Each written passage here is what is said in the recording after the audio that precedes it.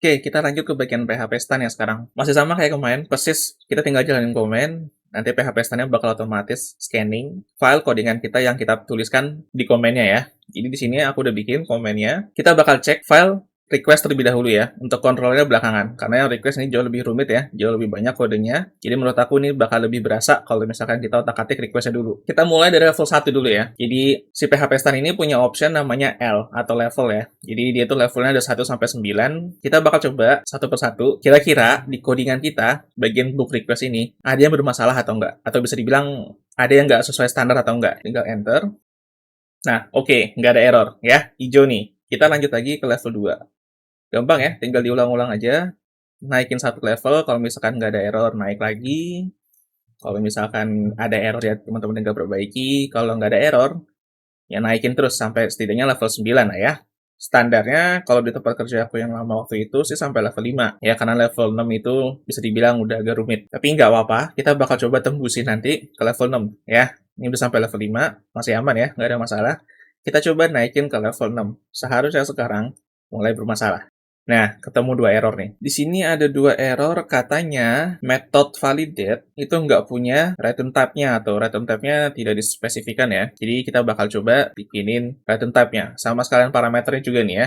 Errornya sama nih, sama-sama nggak dideklarasi tipenya. Kalau misalkan teman-teman ikutin tutorial aku dari awal ya, sebenarnya aku udah biasa ngetik begini ya. Di sini aku kasih titik dua, kemudian array, kemudian di belakang parameter juga biasanya aku kasih tipe juga.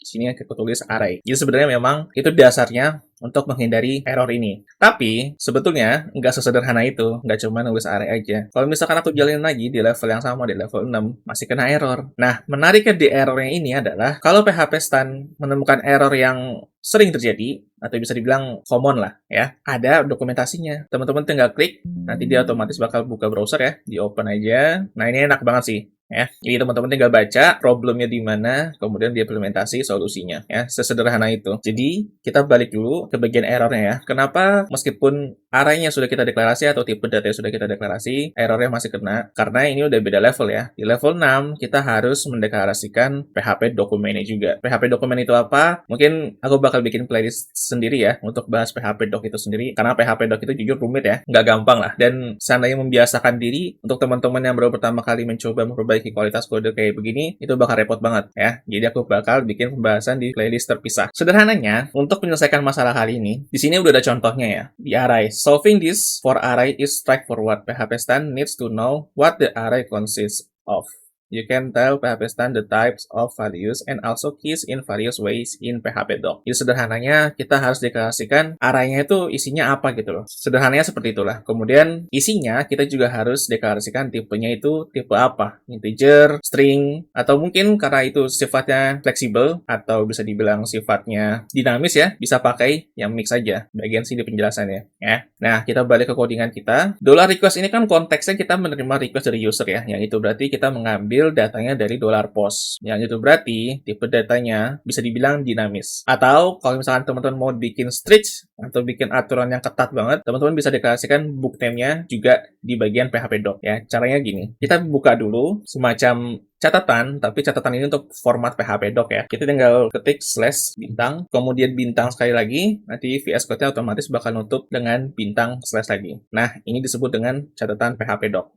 Nah, dia otomatis setiap kali enter, bakal ngeluarin bintang ya, sesederhana itu. Ini kurang lebih PHP doc seperti ini penulisannya ya. Tinggal kita tulis. Yang pertama adalah parameternya dulu. Kita tinggal tulis untuk parameternya, diawali dengan add, kemudian param, kemudian tipenya apa.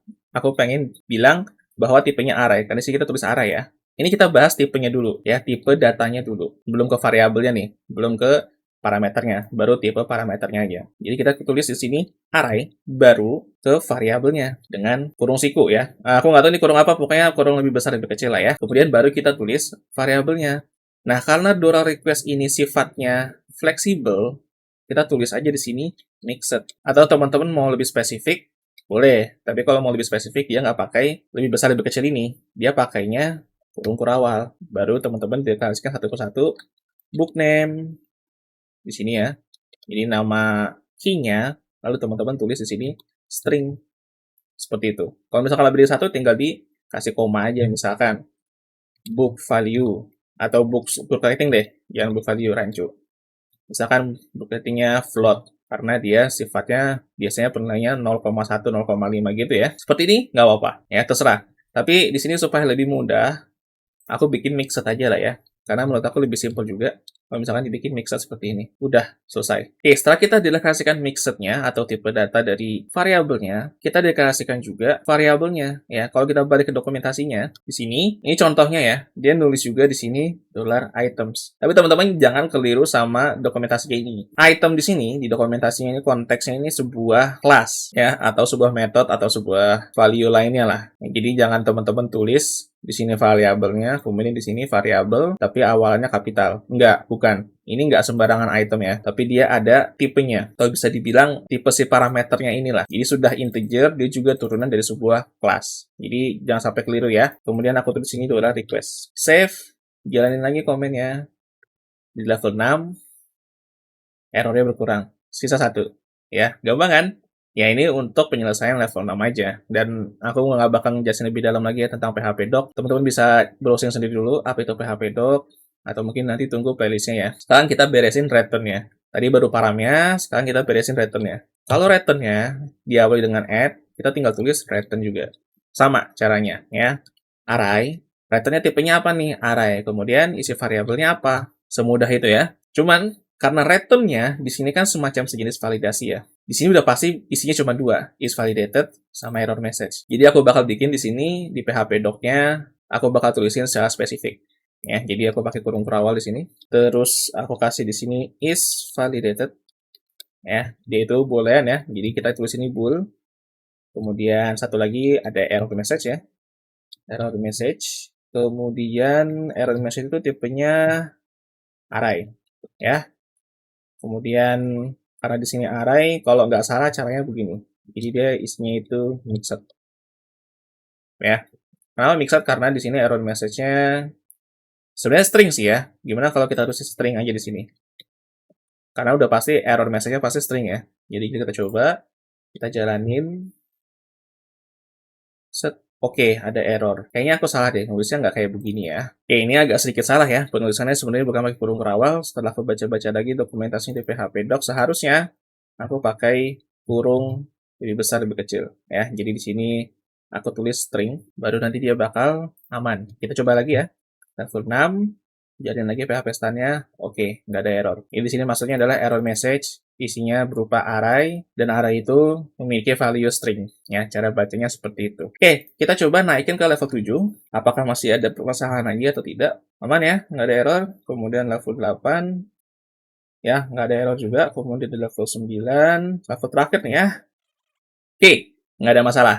Ya, itu berarti bisa dibilang kode kita sudah mengikuti standar PHP stand. Ini kodenya nggak bakal aku upload ya, silahkan teman-teman ketik sendiri karena ini gampang banget. Ya, mungkin nggak akan aku up ke GitHub, nggak bakal aku push. Atau mungkin aku push ke branch lain deh, kalau misalkan teman-teman mau tetap lihat ya. Jadi seperti itu ya, cara penyelesaian PHP stand dan standar penyelesaian PHP stand. Gampang kan? Tinggal jalanin komen, naikin level, baca dokumentasi, kemudian perbaiki kode kita, udah selesai. Kode kita jadi lebih berkualitas. Ya, sesederhana itu. Kita lanjut ke bagian Sonarlin ya, di video selanjutnya.